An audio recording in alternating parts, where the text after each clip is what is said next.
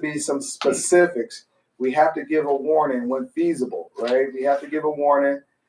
So if a subject, so just take active shooter for instance, right? He shot a bunch of people here and he's fleeing, trying to leave. We don't want him to get away because he might be going to shoot other people. In that instance, we can shoot a fleeing felon, right? Because it's a danger to the public. He's a continuing danger to the public. That makes sense. In that instance, we can shoot a fleeing felon. So we want to, it's talking about imminent danger of death or serious physical harm to the officer or other subjects, if not apparent without delay. So if we think it's gonna actually he's out gonna go kill more people, we have to stop him. Okay. Prohibited use of force. So there's things in there that we can't do in our policy. It's talking about to subdue somebody that's not suspected of criminal conduct. We can't just go up to somebody and because they mouth off to us, just crack them and put them in handcuffs. No, they can mouth off. I always tell officers the golden rule that I grew up by: sticks and stones may break your bones, but words will never hurt you. And that they're not mad at us. They're mad at the situation. They don't know you to be mad at you. So that's what we teach officers. Don't take it personal. Okay. Talking about the verbal conflict, handcuffs. We can't use force against somebody that's handcuffed unless it has to be extenuating circumstance, and we have to be able to articulate that because it's going to be investigated. You might get a guy that's handcuffed, but the guy might be a 4th degree black belt and he used his feet and he started kicking your butt. You got to use force, right? So those are extenuating circumstances that we might have to use force on somebody with handcuffs. Unholster or in display or unholster and point the firearm unless there's a reason, the circumstances around it giving you a reason to do that. You have to be able to explain it. That is considered a use of force by pulling our firearms and pointing it at somebody. So that is considered a use of force, and we have to explain why we pointed it at somebody.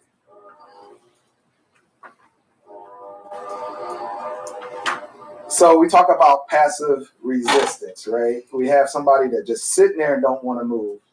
We really can't use force against that person. Like we call what we call it, we'll get into it later, we call it de minimis force, where we can person up without using, that's going to likely cause injury to that person. Say we're at a crowd control situation and they're blocking a door to a business that need to get in. Yes, we have to pick that person up and move that person, right? But we have to make sure we got enough officers where we're not going to hurt that person, or other avenues of get a stretcher or something to sit them on where we can move that person without hurting that person.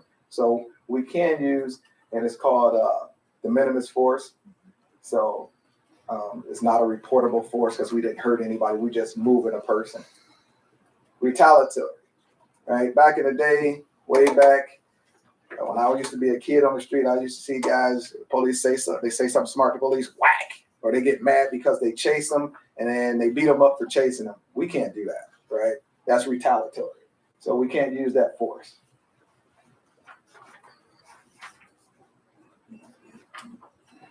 Prohibited force, carry weapons that's not authorized. Any secondary weapon besides the weapon that we get issued, we have to type, it has to go through a process, and we have to be approved to carry that weapon. We can't use our firearm as an impact weapon to hit somebody, strike them with it. Warning shots, we know what goes up might come down, right? So that's dangerous.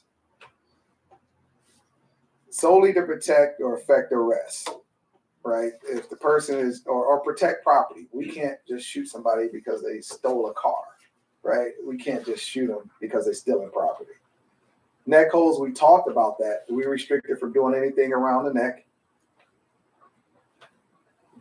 So reaching into a car is very dangerous for officers. It is very dangerous because people can drive off. I know you've seen videos of use force. Remember I was telling you that we might create that situation and putting ourselves reaching in the car and getting taken off. That puts us in a situation where we have to use some type of force or deadly force, right?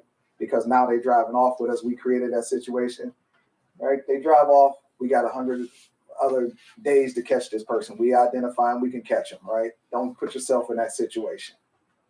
Or in the path of a vehicle, like a vehicle don't want to stop, you jump out in front of it with the gun. No, we don't want to do that. Because now you put yourself in danger. Now you put yourself in it created a situation where you have to use deadly force. Discharge of firearm at a threat that's not verified. So somebody's shooting from somewhere and you think it's coming from up here in the window. You can't just shoot up at the window, right? We have to be able to know that that person is shooting and that person's a threat. We can't just arbitrarily pick an area to shoot at. So we have to identify the threat and know that's a threat to be able to use force. Head strikes with hard objects.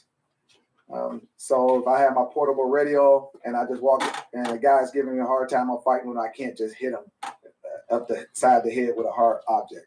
Now, there is a thing in there where it talks about, because we know every situation is different. You're fighting for your life and you're about to die. And only thing you got in your hand, say you somewhere and you drink and have a bottle of orange juice in your hand. Somebody approach you with a knife and you fought with that person with a knife. And that's the only thing you got. That's a deadly force situation. That's the only thing you got is that bottle to hit them. Now you can explain what happened.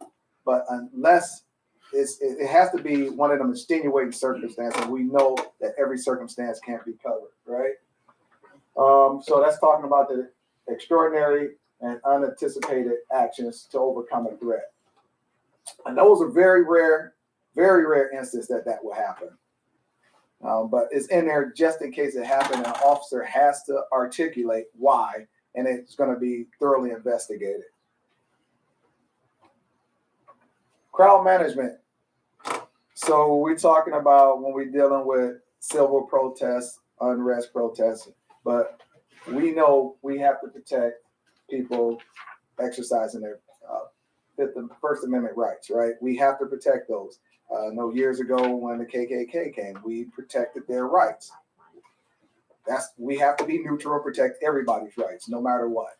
So that's what the First Amendment says. And we talked about physically removing people when necessary to overcome an objectively reasonable for safety of an individual or the public. We might come to that thing where we have to just move people, right? And I talked about it. We need enough people to do it. And it's not a reportable force unless it elevates to meet one of the requirements of level 1, 2, or 3 uses of force. And we're going to cover that in another use of force class. So officers have to use force, and with the field force deployment, we don't encourage officers to use individual force.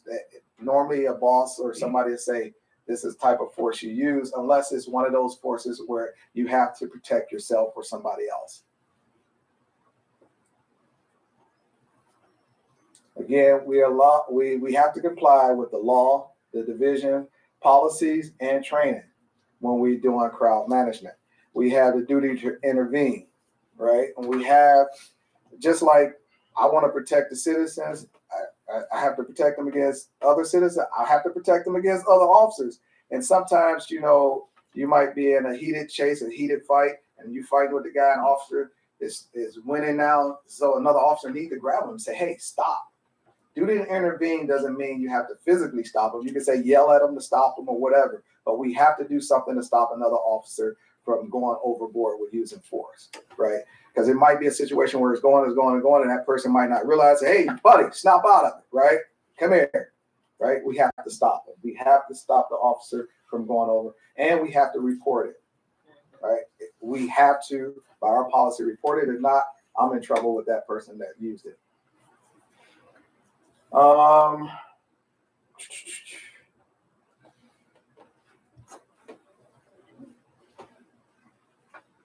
So we went a little step farther with this ABLE, the active bystandership for law enforcement.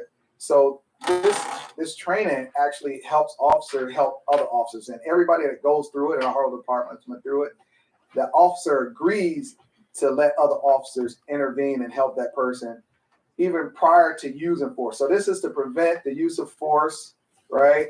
Prevent misconduct. Say, I know another officer is going through some problems, right? And I'll go talk to him and say, hey, listen, man, I see you doing something and it don't seem right. So we know if you're not right before you hit the street, that might cause you to use force when not necessary because you're upset about something.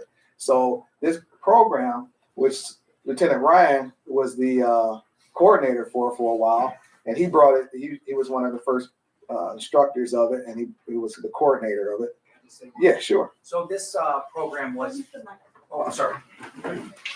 Just briefly, this program was founded by Georgetown University, and it's a program that law enforcement officers around the entire country are beginning to implement. We implemented it about 2 years ago. We have everyone trained, and they go through yearly training on this as well.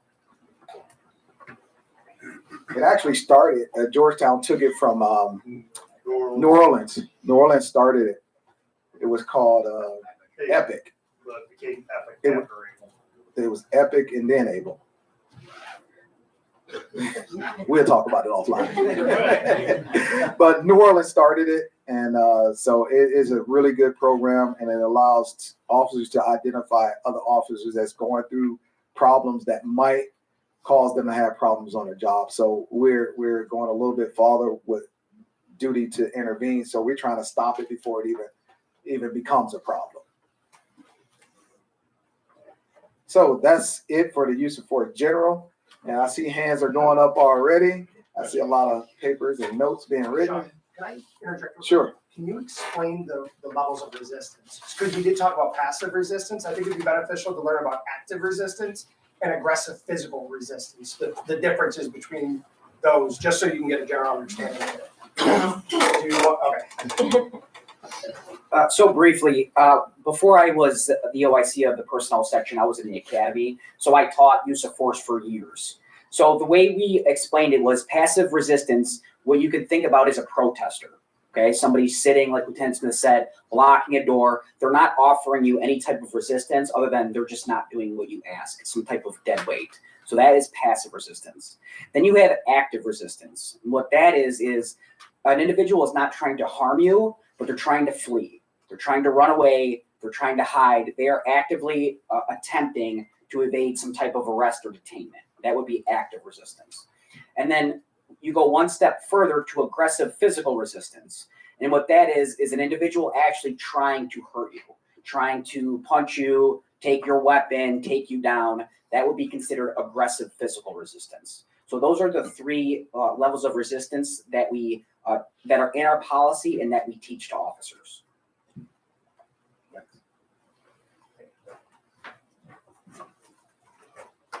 No, go ahead.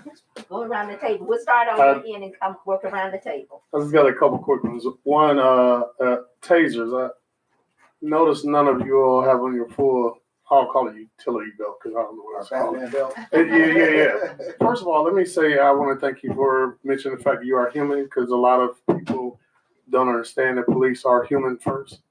They just look at you all as cops and expect you to be able to perform miracles. Anyway, as far as a taser, is it a certain placement for them on your belt, or is that up to each officer to decide? It has to be on your off side, not your weapon side, your off side, and you have to do a cross draw. So there's no misunderstanding what you're going for. That's what I was trying to get. That's I was thinking about Oscar Grant. And we've been training our taser that way, and we just transitioned to another taser. So yeah, everybody has to do a cross draw. Okay. And secondly, we talked about shooting somebody that's fleeing, and you said you can shoot them if they could possibly injure someone. Now, you said, but not property. So if someone would strong arm I throw a woman down and take her car, am I now available to get shot? No, That's it. he's not posing immediate danger to somebody. It's not immediate, right? He's driven off. But I've He gotten didn't out of use the a car weapon. and now I'm running away. I'm being chased. Nope. Thank you. Charles, do you have a question? I have a wrap-up thing at the end that I just wanted to mention, but no question at this moment. Okay. None. Caitlin. None. I had a quick question. There were many prohibitions about the use of force. I'm assuming what laws govern them? Is it a variety?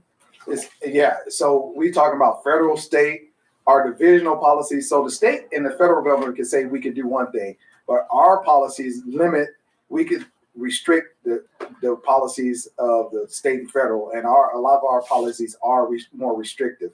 Mhm. So yes, did I answer your question?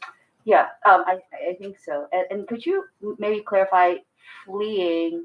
There has to still be a reason to detain and arrest, right? Is fleeing by itself? No, just somebody we roll up and they run. They could be running for anything, right? Late for dinner, mom's gonna get me, right? So no, it has to be a reason for us to pursue that person. And the use of deadly force requires that fleeing person to have the reason and also be an imminent threat to the officer and those around. Exactly. Okay. What is the imminent? How do you define the imminent? I can understand the imminent threat to the officer, but what is the imminent threat to the neighborhood? So basically, and I tried to explain it before. So it's kind of written like this. Say if you have the ability to defend yourself with a gun, right, or from an attack with a gun, it's legal and justified for you to do it. Then because you don't have a gun and I do, I can do that action for you. Does that make sense? Your question, that kind of has to be a reason, right? Like the active shooter situation he was talking about earlier. If we know that person came in and shot people in the store and are running with that gun, then an officer may reasonably believe he may shoot somebody again, right? But there still has to be another act. He has to turn around or threaten somebody or brandish that weapon. Everything's going to be situational. It's taken in what we call the totality of the circumstance. It has to be the total circumstance. Each situation is going to be different. We have to look at everything that's surrounding that event. And then I imagine the caliber of, not like literal caliber of the weapon would also, if somebody has a knife versus a gun versus a machine gun versus a car. Any gun is the same. Any gun is the same. Any gun is the same. Okay. Knife, it depends on a lot of other things, distance, shielding, it's a lot of other factors. So it's still a totality. There's no specific answer that I can give you for that. We have to look at the whole incident. I understand that, but is there at least the information given, some boundaries given to the officer about the differences? There are. Oh yeah, we train that constantly. We train it through scenario. First, we do policy, then we reinforce it to scenario-based training all the time. So we put officers in scenarios, and we've been creating some good scenarios so they can really think and make those proper decisions at that time they need to. Okay, so there are scenarios that you could have these complex things, but the result is that it was not justified to use deadly force. Oh yeah, we had a scenario last in service or CPT where it was an instance where the brother called another brother to the house and somebody was trying to break in it. The brother brought a bat over to the house and he was trying to check the doors and stuff, walking around the house with the bat. And the officers walk up and this guy got a bat. He turns around, right? Mm-hmm. So what do you do now, right? So they have to really know when they can use force and use the policy. So we put them in those situations to understand what the policy says and how you can apply it. So what do you do in that instance? Well, they had distance, right? It's a bat. You have to enclose the distance for me. The guy didn't move, he had the bat. So we pull off, we de-escalate by talking to that person, right? Asking questions, right? And that's how you find out. Now we had some other officers that closed the distance and we retrained them on it and told them not to do that. That's not what you do. You back off, use those de-escalation skills that we taught you. Yes, you mentioned about the bean bags. I think I kept hearing you said supervisor would have to be on scene. Do only supervisors carry the bean bags? Yes. Okay. Is there a reason for that officers? I have no idea. Okay. But it's a bean bag, like the toss across game. Usually it's a bag with beans in it, but it's shot out of a shotgun, right? So it's a less lethal round. It's not. It disables. Say this person got a knife and when he's at a distance where maybe the taser won't reach that far or something. We can use that beanbag shotgun to disorientate that person because a lot of people think they got shot. then they think they're getting shot by the shotgun because it sounds like it, and it propels and it hits them and it disables them just enough time for it to get in there to do the person and handcuff them. If you Google it, you can actually see a picture. When I read it, I went online and saw what it was, and I understand that there's a different color for it Yes. and everything. So Yellow. it's very obvious that Mhm. it's a beanbag shotgun. Yeah. But it's not without risk. That's what happened Yeah, during the George exactly. Floyd protest. Some guy lost his eye because he was shot while walking away. Right. It's always some type of risk with anything we do, with any kind of force, or we use intermediate weapons too. It's always some type of risk, but it's less lethal, and that's what we're not trying to kill or injure anybody. And as far as our training for the beanbag shotgun, we have preferred target areas that do not include the head. It's actually preferred to be the back is your best, but you can't, because you want to be careful of the torso area because of the heart. You want to obviously be careful of the groin area, the head area. So we have very specific preferred target areas for most of our intermediate weapons, all of them actually. Pete, do you have a question? No. Ms. Bonito? You know I do. I know you do. Thank you so much for the presentation. Okay, so one thing I really appreciated you talking about is slowing down the scene. Because, you know, and I think we talked about that police officers are human. And, you know, you do a difficult and often dangerous job. One thing that I was thinking about is, you know, you talked a lot about, you know, when you kind of talked a little bit about crisis or talked about de-escalation, right? You know, one thing that I think can be a real challenge is if an officer is in a place where they're triggered or they're in fight or flight, right? Or they are in an emotional state where, you know, they feel like they're in risk, right? It's hard to make yourself slow things down, right? And it's easy to get into that place where, you know, you're not maybe intentionally making all those decisions and you're going with muscle memory or, you know, like instinct. And so I love, you know, hearing you talk about that, you know, really emphasizing for people the slowing things down and the de-escalation tactic. So the question I was kind of curious about is, you know, I can't say that you know, I'm speaking from knowledge of what, you know, the academy is at CBP.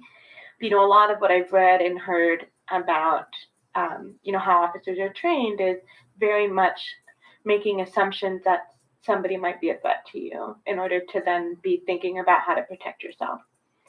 And, you know, thinking about if that message is given to you over and over and over, then that is going to, I think, create a mindset where someone is going to be maybe more likely to be escalated in the face of a potential threat, right? You know, as a social worker, I spent a lot of years working with victims of sexual violence and domestic violence. And when you're exposed to that over and over and over and over, one of the, you know, responses that you have, the trauma response is seeing that threat everywhere, right? So even though I'm, you know, then I, as a social worker, is exposed to this anytime I'm walking through a dark parking lot, like I'm on high alert, right? Even though chances are I don't really have any threat.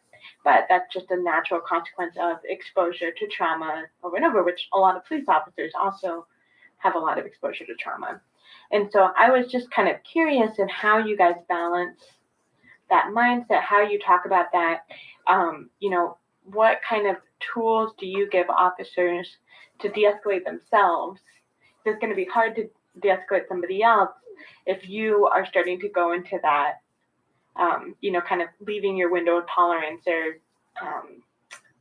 kind of going into your own maybe trauma response. So it's several things that we do, right? First, we train officers with Doc Franklin. We have a staff psychologist. She comes in, she's talked about tactical breathing. Okay, so and being aware of that situation. That's the other thing with ABLE and the duty to intervene. There was one more thing that we do. I can't remember off the top of my head. It just went away. But we do train that into people to understand that. And we also teach people that if you go to somebody and their level is up here, that you can't go up here with them. You have to stay here and talk in a calm voice, keep calm about the situation, because once you get emotionally involved, and we talk to our officers about it, once you get emotionally involved, you can't make a rational decision because you're emotional. So we try to keep our emotions in check, and that's one thing we talk about. Don't take it personal. That whatever's going on is not personal. And yes, we do say that people can hurt you, but majority of the time out there is not somebody trying to hurt you. And we do talk to them about that. So we do take officers here, and then especially with the recruits, because they see it over and over and over again, some videos and stuff. But we do what we call patrol simulation day. We take a whole day where we give them actual calls where they might go to a domestic, or they might go a crisis intervention, they have an accident. So this is what you're going to see normal type of day. So we try to get them acclimated on what you're going to see on a normal day, but knowing and keeping in the back of your head that other thing could happen. So most of the time, this is what you're going to see. And we teach people to watch out for indicators of violence, people clutching their fists, gritting their teeth, blading stands, things that they might be indicating attack towards you. So we watch for body language before, we start elevating. So we teach a lot of that stuff. And then Doc Franken goes over a lot of things with us. And then we also have the reporting system where we can report anonymously about an officer. I can call and say, hey, I need EAU to look at this officer. He's having issues with this, and they will go talk to them. And so we do have a lot of avenues to identify that, and we do. And I take the hat off to the chief and those guys. They allow us to do these things, to look out to make sure we're good, to make sure our citizens are good, to take care of us, to take care of them. So they do our department does a great job at that. Sean covered it very well. Commissioner Zaid. Yeah, so I really like hearing about the implementation of ABLE. It sounds like a great training. My question is, so in all fields, in all careers, sometimes it can be a little uncomfortable to correct or call out peers for things. So I know that can be difficult. Or do you find that officers are generally able to, they usually are willing or eager to implement ABLE in their everyday job roles? And have you seen any shifts in culture or any officer that are kind of resistant to kind of say anything negative about their coworkers' behavior or what they're doing, or call them out or correct them and things? I've seen nothing but positive with ABLE, and the officers love it, right? They don't want to go overboard. They don't want to be put up on charges, and they want to take care of each other the right way. So I've been seeing a lot of positives. Lieutenant Ryan can speak more of it because he was definitely in the classroom with ABLE. If you got anything, What I will add, and I won't take too much time, is ABLE empowers officers. It provides them with the knowledge, skills, and abilities to be able to help their fellow officer prevent anything from happening. So there's many tiers of ABLE, health and wellness. They talk about employee assistance. So it empowers officers to help one another. So we have gotten nothing but very good reviews from it. So that's all I really have. and on the flip side, you agree to, and part of that is that when you go through it, you're agreeing to let other people help you. Right. So that takes away that resistance. Have you seen any reduction in use of force or anything since implemented? Well, statistically, you guys are going to get statistics with coming up about the use of force stuff. I was going to bring it, but somebody else is going to handle that. And from when we started this, I know we had use of force has declined because we provided some statistics to the officers to let them know, yeah, this stuff is working. This is what we do. Because we had some resistance when we changed the policy in the beginning, but now obviously this works. De-escalation works, right? So they see that, and when we see the numbers. So I don't have the exact numbers because somebody else is going to provide that for you. Okay, we have a few more minutes before we break for the hour lunch. I know you want to give a wrap-up statement. All yours. So during the previous break, I spoke with Lieutenant Smith and I asked what are some of the things that he wishes the public or like the commission knew more about in general as far as training. That would kind of help us better understand the process. And he talked about, for example, how the instructor to officer ratio is 1 to 10 versus in a traditional classroom it might be 1 to 30. Or he talked about how he's been to trainings in other states and cities where Cleveland is above and beyond what other places are doing. So I just wanted to give him a moment to, maybe expand on that, and just so we could all hear the message that he gave me. Yeah, at the break, we talked about, and he asked me a specific question. What I think people should know is that we get compared to different professions about education. And, you take a college degree, 4-year college degree, most of those people are in class 3 hours or 6 hours a day. We're in class 9 hours a day for through a week. So over 6-7 months, that's the basic. And then you saw that on top of that training, we get 56 hours of mandated training and plus other training that comes out. So we get more training than the actual 4-year degree. And people don't understand that. We constantly training, and then we use all the concepts, adult learning theory, all the concepts that's used at universities for officers to learn. And we get the hands-on, we do the scenario-based adult learning theory. We do a lot of things that people don't understand that we do. And so we are well educated as police officers. The other thing is, like I was saying, I've been all over the country. I just got back from the FBI Academy. I went out to LA, and I hear other people talk about their training. I'm like, what? You're not doing that? And they can't understand how our training is such a high level. And they call and ask me for things that we're doing, and we pass it out. Like when I went to LA, we were doing tactics with them, and they pulled us out of class because our tactics was right along what they were doing. We were there. It was nothing they could teach us. So we started switching ideals. One thing we incorporated last year was to combine, not just have a training where it was just use of force, search and seizure. We created a scenario where it has all of this stuff in there. Even it has procedural justice, right? And we have a check sheet to make sure officers hit that, right? That they hit procedural justice, bias free. They did this proper search and seizure all in one scenario.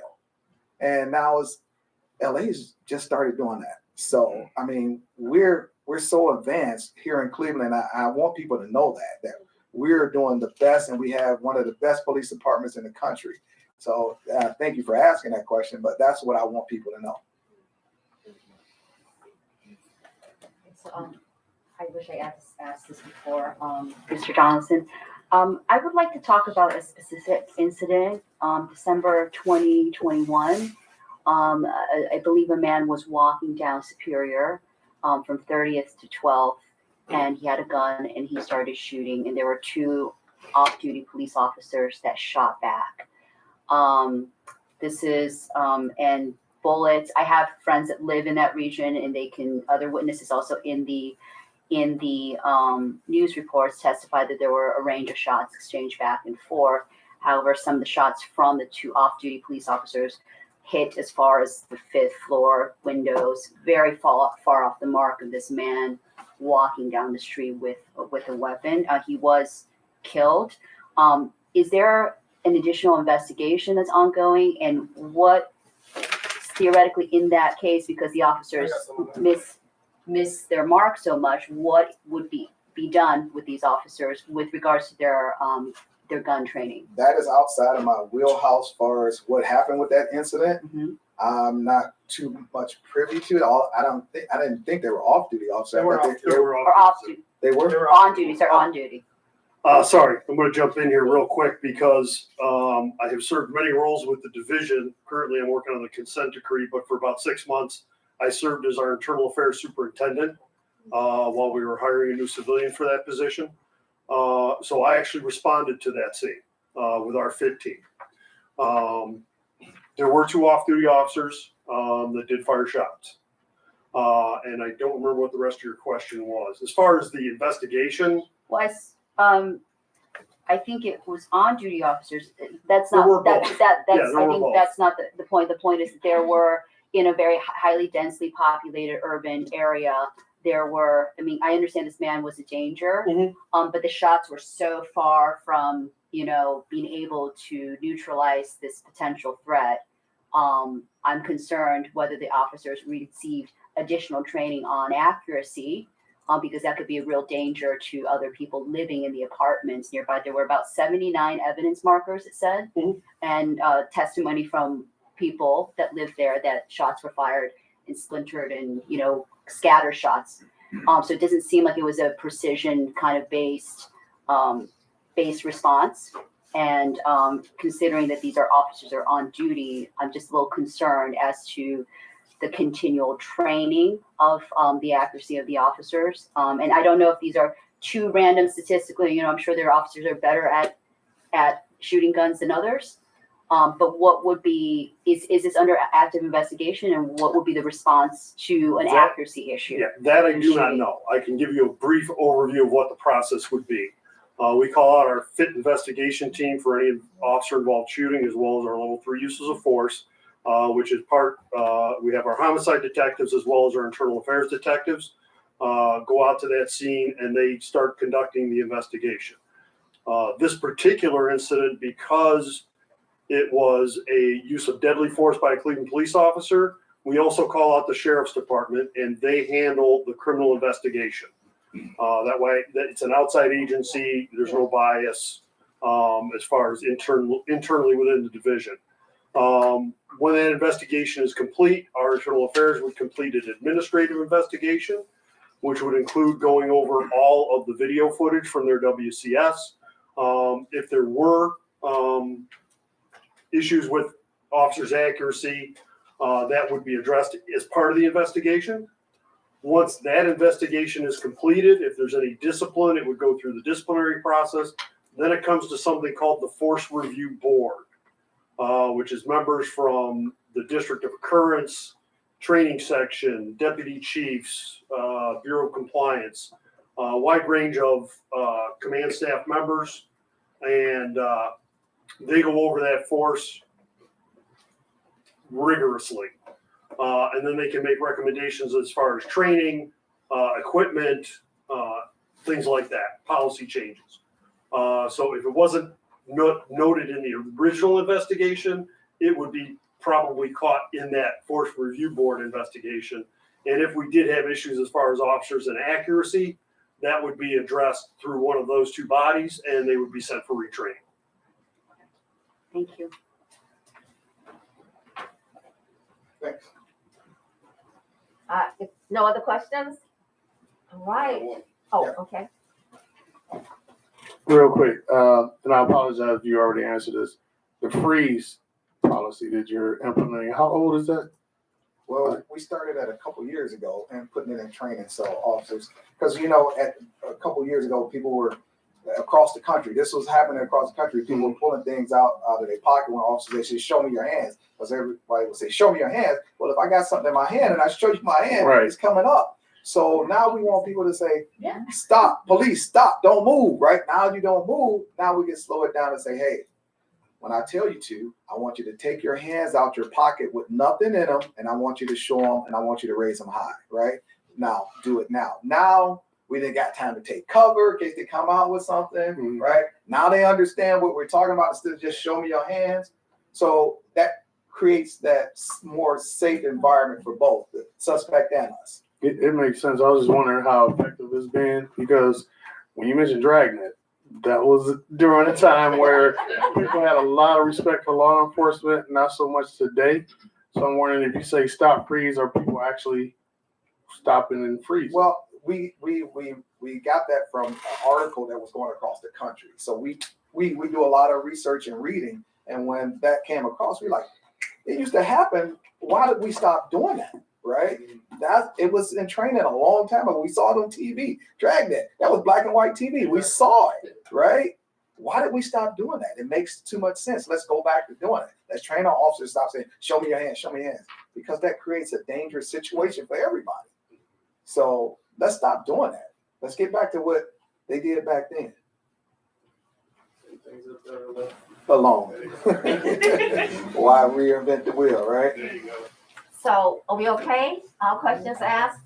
So thank you. I also want to say that the second half, after we come back from an hour lunch, will be facilitated by my co-chair. There are two of us carrying this lift. So she would take the second half. I would just like to thank those of you who have already presented today and stayed around to allow us to ask questions and have conversations with you between the breaks. I also want to acknowledge our staff person, Shelley Williams. I want to acknowledge our monitor, one of the local monitors, Mr. Charles C., who has sat through this morning's session. And I want to acknowledge Ryan, who is our research person. And of course, a lot of thanks to our executive director, Jason, for putting all of this together with your rep within the police department. We are learning a lot.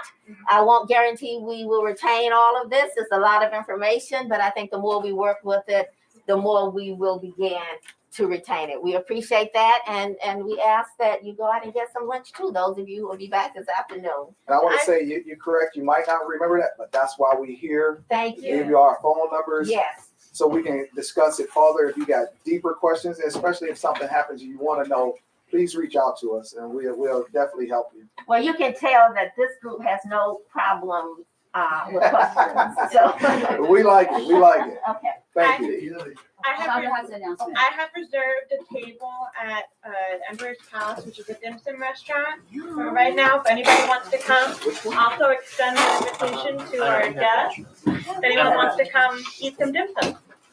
Can you tell me where the microwave is? Across the hall, there's a kitchen. You gonna come? It's in there. Okay. It's an antique. So For you? where your radiation. Okay, I will. I'll turn it on in the middle. Can you send me the address? Yeah. I'll send it to the group. Okay. Are you definitely going?